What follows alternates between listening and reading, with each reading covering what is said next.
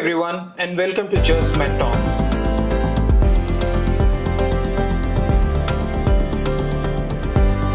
If you are a pharmacy student or a practicing pharmacist, you should know anticoagulation is one of the most important skills for patient care. Anticoagulants are consistently among the top classes of drugs with adverse drug events, often lead to hospitalization, which sometimes causes significant morbidity and mortality. We are diving into the 5 key pillars that will elevate your anticoagulation expertise and make sure you are the essential drug expert on any healthcare team to stand out. Number 1 is Warfarin and its association with the INR. Warfarin acts on vitamin K dependent clotting factor, which is factor 2, 7, 9 and 10. INR goal ranges for various indications, for example atrial fibrillation versus mechanical valve. Warfarin and INR management should not be followed based on normograms. You have to always master the outliers. Pharmacists should track the INR trend and ensure time in therapeutic range stays high.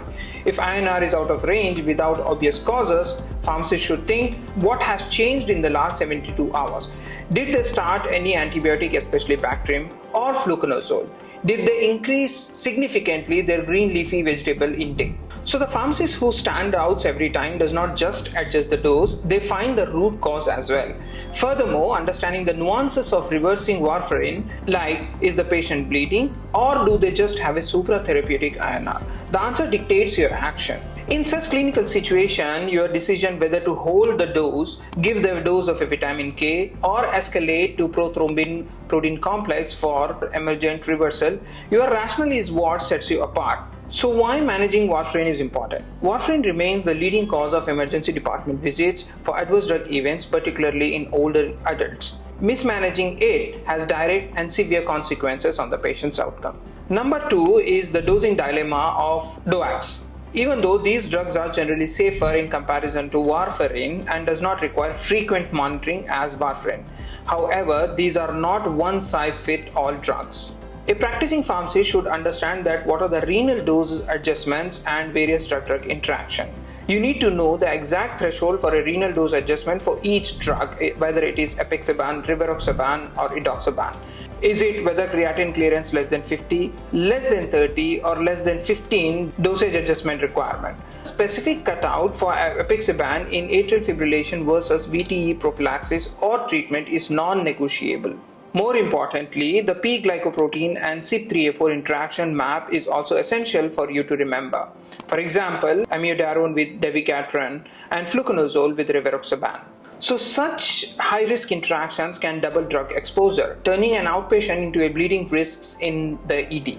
Even though they are often seen safer, DOACs are now responsible for all 15 to 20% of all anticoagulant-related hospitalizations due to bleeding. So therefore, proactive screening the medication profile for this high-risk combination is a mark of a top-tier practitioner.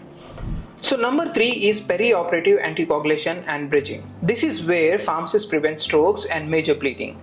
First, identify the indication. Is the patient high risk? Example, recent VTE or mechanical mitral valve. If they are, bridging may be necessary. If they are on DOACs for atrial fibrillation or have a CHA2DS score of 3, you can often just hold the DOAC. So therefore, the critical knowledge point, know the last dose hold time for each agent. Rivaroxaban usually needs 24 hours for minor procedures but may require 48 to 72 hours for major surgery. Warfarin needs to be stopped 5 days out.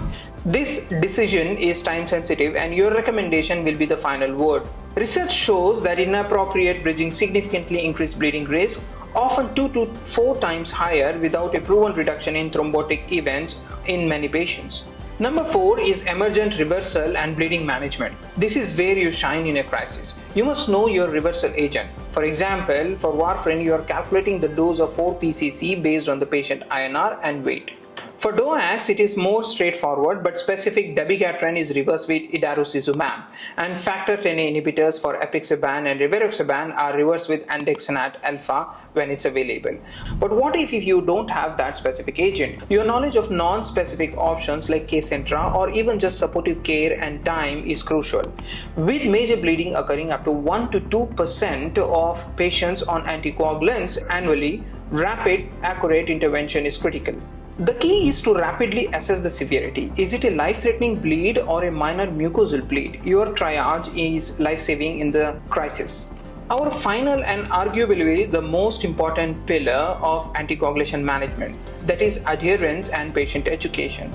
Anticoagulants are useless if not taken correctly and dangerous if patients miss warning signs. When you counsel the patients, move beyond the pamphlet. Ask the high-value question: what is your plan if you forget the dose? What over-the-counter pain medications do you currently take? This targets adherence gaps and aspirin and NSAID use, which is a major common bleeding risk. Studies show that non-adherence to anticoagulants can double a patient's risk of stroke or VTE.